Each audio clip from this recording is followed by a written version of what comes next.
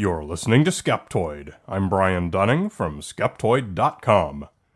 The Big Pharma Conspiracy. Beware! Pop culture tells us that the big pharmaceutical companies know all about the simple, natural cures for everything, cancer included, but are jealously covering them up. Should you be unfortunate enough to contract some terminal illness, the best the doctors are going to give you is some synthetic patented drug that can be sold to you at a high profit. It won't work as well as that natural treatment would, but that's okay because it means they get to sell it to you over and over again until you finally die. Guess what? You've just been victimized by the Big Pharma Conspiracy, one of the most popularly believed conspiracy theories. How could it be that I've been doing Skeptoid for almost 11 years and never covered the Big Pharma Conspiracy? Oh well, it be.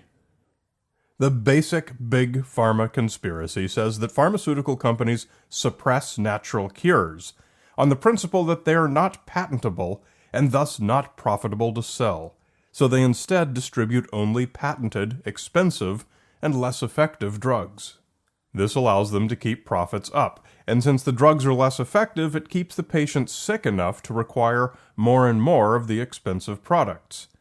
Most familiar is the claim that a perfect cure for all cancers exists, but Big Pharma suppresses it because if everyone was cancer-free, it would kill their profitable cancer business. A corollary takes it a step further, asserting that the drug companies actually create some of the diseases that make their products necessary. Who exactly is Big Pharma? Author Bob Blaskowitz describes them as an abstract entity comprised of corporations, regulators, NGOs, politicians, and often physicians, all with a finger in the trillion-dollar prescription pharmaceutical pie. This definition's important because it allows the conspiracy theorist to vastly simplify what is in reality a complicated industry filled with conflicting roles and interests. Lumping them all together into a single entity turns them into a proverbial they, at whom it is easy to point an accusing finger. A quick and easy way to hear the Big Pharma Conspiracy elucidated in detail by someone in your neighborhood today is to talk with any alternative medicine practitioner whose diploma is unaccredited, like a naturopath or a chiropractor.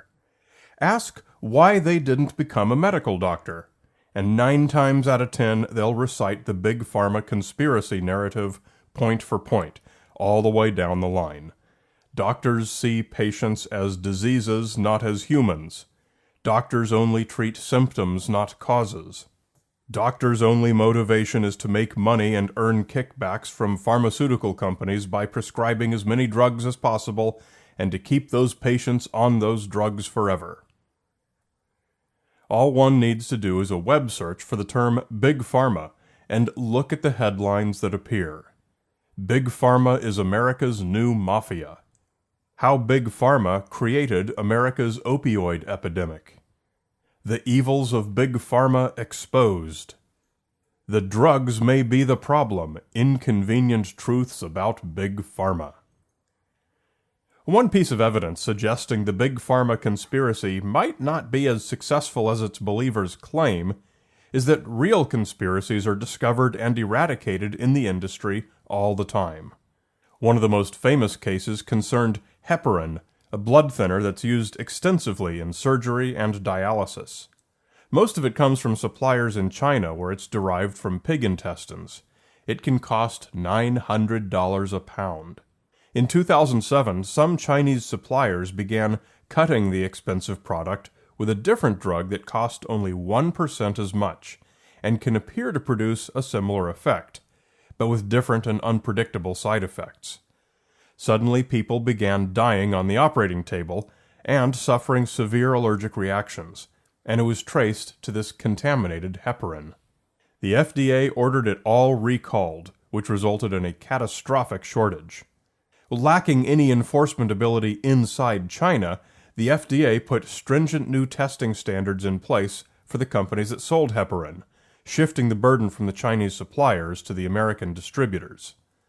Big Pharma stood to profit billions from selling the cheaper but dangerous contaminated version. But Big Pharma brought the hammer down hard and put a stop to it. Another big piece of evidence that Big Pharma doesn't suppress natural cures is that natural products are widely available. You can buy them in any supermarket. Pick any natural compound you can think of and you'll find that someone sells it.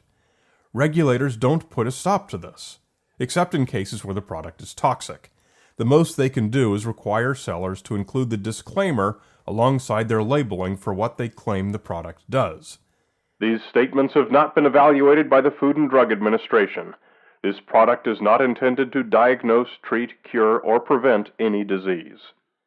Even if they're not allowed to make a false claim on the labeling like, "It cures all cancers," that doesn't hurt a thing. The internet does all of that marketing for them. All you have to do is an internet search for "cures cancer," and you'll find an endless list of products being offered for sale. The bottom line here is that Big Pharma may not offer a natural product that cures all cancers, but they also don't do anything to suppress anyone outside their industry from doing it. Saying that Big Pharma suppresses natural cures is exactly like saying Ford suppresses Chevrolet. Laetrile is an example of a product that was widely sold as a cure for cancer until it was banned by the FDA.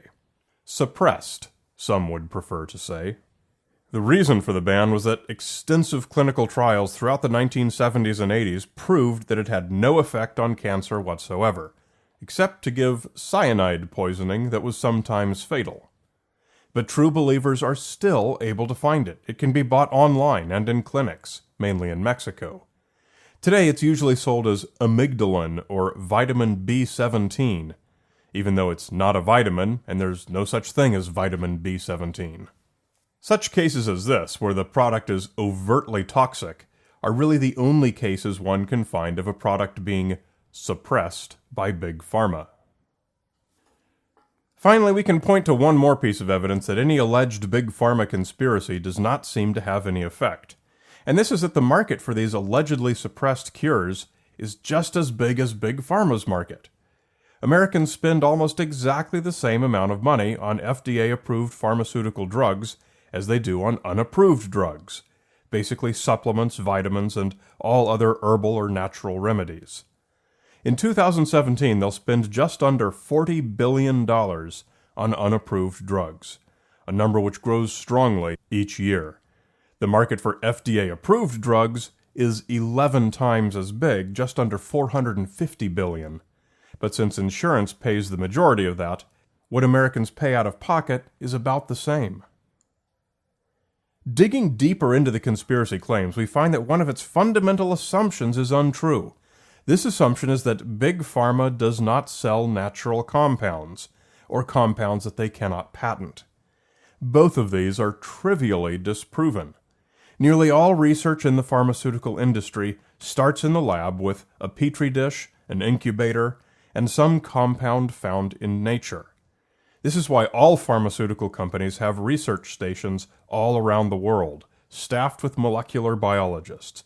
They are collecting compounds to study, to test against disease agents, and see which ones have potential for development into a product. But rarely can a natural compound be sold as is, because in order to meet regulatory scrutiny, it has to be purified and the dose must be controlled. The best way to do this is to find a way to synthesize the molecule in some controlled process. Do this, and the pills that come off the assembly line will all be homogeneous in purity and in the exact dosage each contains. Oddly, anti-pharma activists tend to see this as a negative, preferring instead to put their faith in a version which has not undergone any meaningful manufacturing control. So the claim that Big Pharma doesn't sell natural products is false. It's equally false that they don't sell anything they can't patent. Obviously, they prefer patented products that allow them to monopolize the market for a time, but this is not unique to the pharmaceutical industry. It's standard business practice in every industry, even in the natural supplements industry, where a quick read of many pill bottles reveals that the formulation is patented. And, of course, patents don't last forever. A huge segment of the pharmaceuticals industry is devoted to the manufacture and sale of generics, or even just products like aspirin. The patent for aspirin expired during World War I, yet it remains a hugely profitable product and is sold by virtually every big pharma company. It's one thing to believe conspiracy theories like all the world's leaders are reptilian aliens in electronic disguises, or the Air Force does experiments on captured aliens at Area 51, because those don't impact the lives of intelligent adults in the real world. But the Big Pharma Conspiracy does. It suggests, enables, and encourages distrust of the medical profession. Obviously, that's bad for public health. It drives people toward those alternative medicine practitioners whose professions may be free of conspiracy theories, but are unfortunately also free of effectiveness. The Big Pharma Conspiracy also takes attention away from the real problems that exist within the pharmaceutical industry. When we invent an imaginary boogeyman as a placeholder, because we're not familiar with what the real problems might be, we go forward with bad information, and we lobby and we talk to our friends, and we spread bad information. And then more people have a wrong understanding of the issues in the pharmaceutical industry. One of those is a problem with transparency of clinical trials. Another is the inherent conflict of interest with drug manufacturers having to fund and oversee their own trials. But when more voters remain ignorant of these, and instead demand action on imaginary cancer cures being suppressed, everyone loses. Most people die in a hospital, undergoing treatment for whatever their terminal condition is. Thus, there will always be a temptation for those mistrustful of science to blame the medical treatment for the death, rather than the disease that was being treated.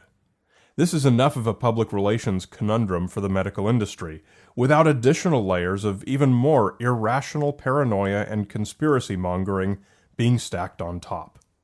Use pharmaceutical drugs or don't.